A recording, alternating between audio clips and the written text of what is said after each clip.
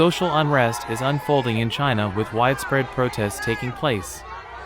On December 5th, a multitude of educators, including teachers from private schools, substitute teachers, and kindergarten teachers, assembled outside the Liaoning Provincial Department of Education to stage a rally and advocate for their rights. Meanwhile, in Wuchang City, Heilongjiang Province, hundreds of retired teachers gathered to protest in front of the city government building, expressing their grievances over unpaid heating subsidies.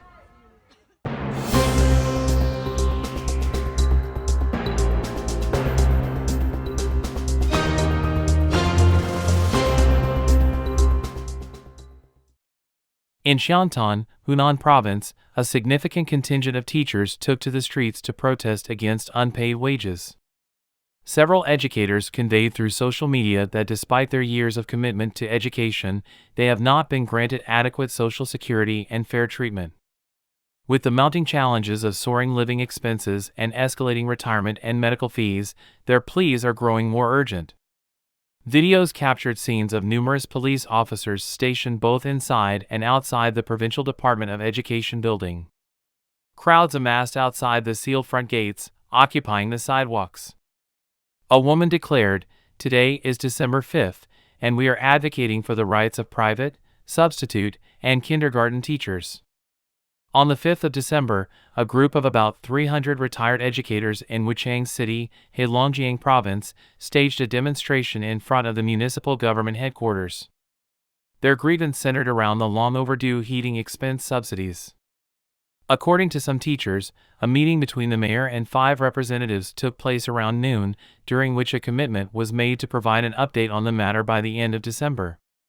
However, the protesting teachers, expressing their frustration on social media, revealed that the government had neglected to disburse heating subsidies to hundreds of retired teachers in the city's 28 townships for 2 consecutive years.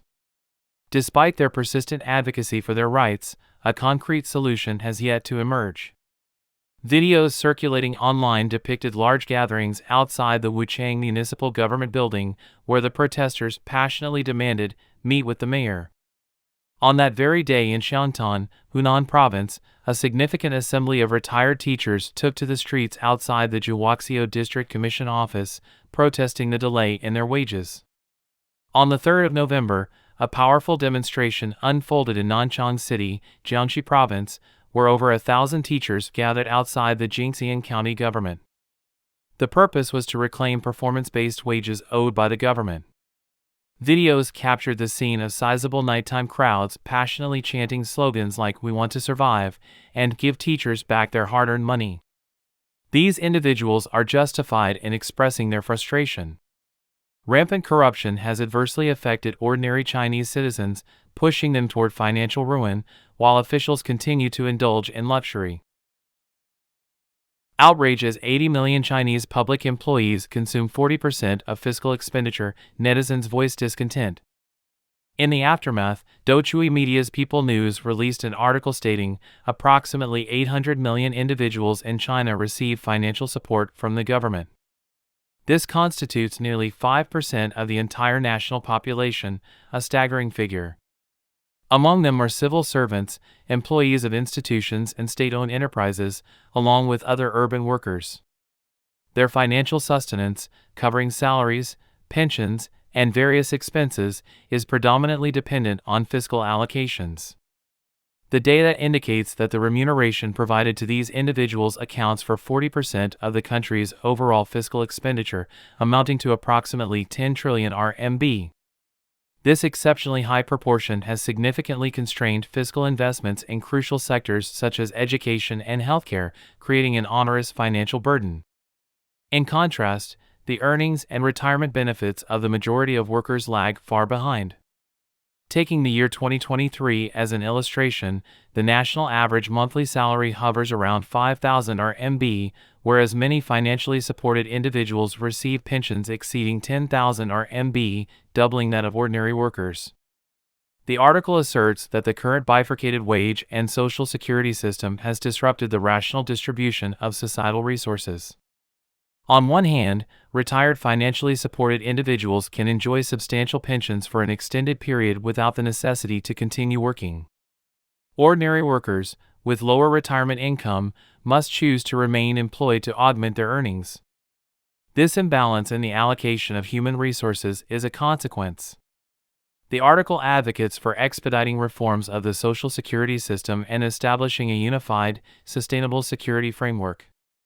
The fundamental direction of the reform involves integrating the basic pension insurance system for workers with the pension programs for rural and urban residents, eliminating existing disparities. The goal is to ensure not only uniform coverage and benefits but also to dismantle the prevailing hierarchical system, fostering new relationships founded on equal rights and obligations among all members of society.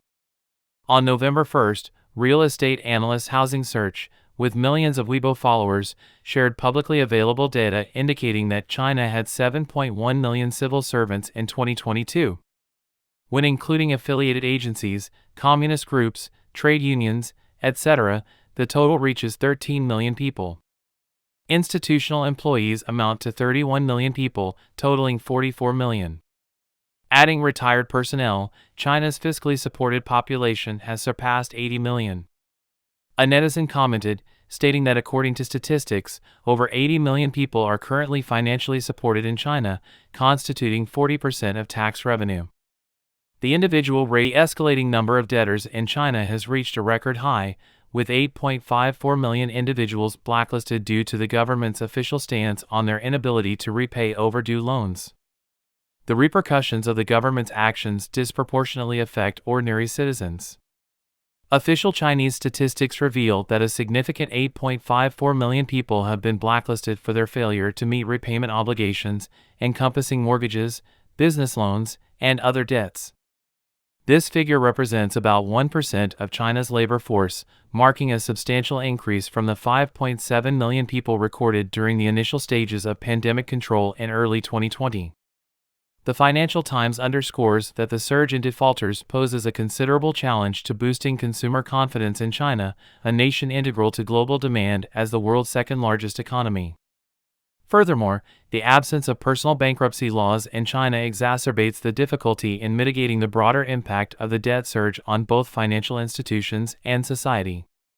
This blacklist, resulting from legal actions taken by banks and creditors against debtors failing to meet repayment deadlines, imposes a range of economic restrictions on those listed.